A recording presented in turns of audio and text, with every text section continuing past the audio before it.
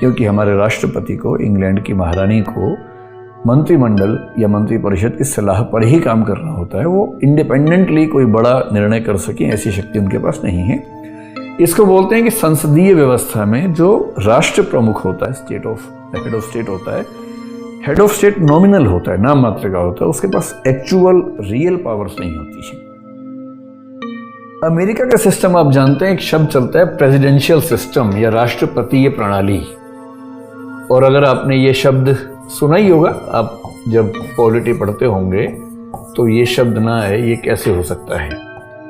तो अमेरिका का सिस्टम है प्रेसिडेंशियल सिस्टम, और राष्ट्रपति पद्धति में सबसे महत्वपूर्ण बात यह होती है कि राष्ट्रपति न केवल जो औपचारिक प्रमुख होता है, जिसके नाम से शासन चलता है, वो होता है, बल्कि साथ में वास्तविक प्रमुख भी होता है।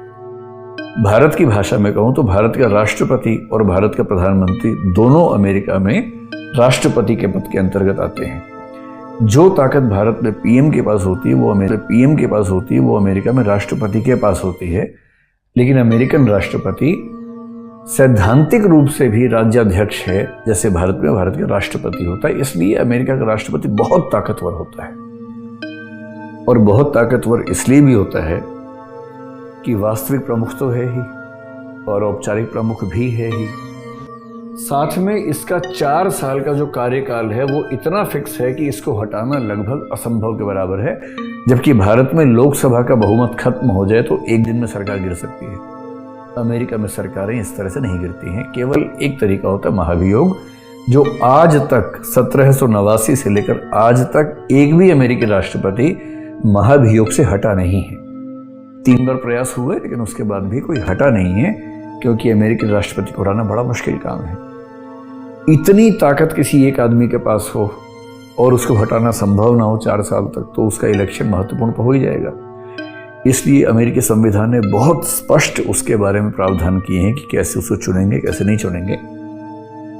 अमेरिका का उपराष्ट्रपति भी बहुत महत्वपूर्ण होता है, और वो इसलिए ज्यादा महत्वपूर्ण होता है कि जैसे भारत का सिस्टम है, अमेरिका के सिस्टम से काफी अलग इस मामले में है।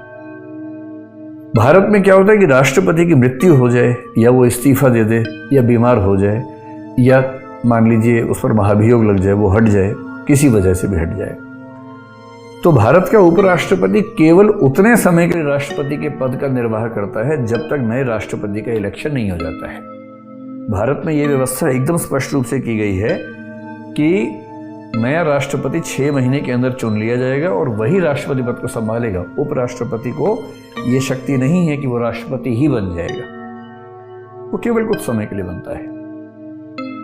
अमेरिकी संविधान निर्माता इस बात को लिखना भूल गए थे कि अगर राष्ट्रपति की मृत्यु हो जाए या कुछ और ऐसी स्थिति बन जाए तो उपराष्ट्रपति राष्ट्रपपति बनेगा या केवल कार्यवाहक राष्ट्रपति बनेगा, केवल उसके पद का निर्वाह करेगा।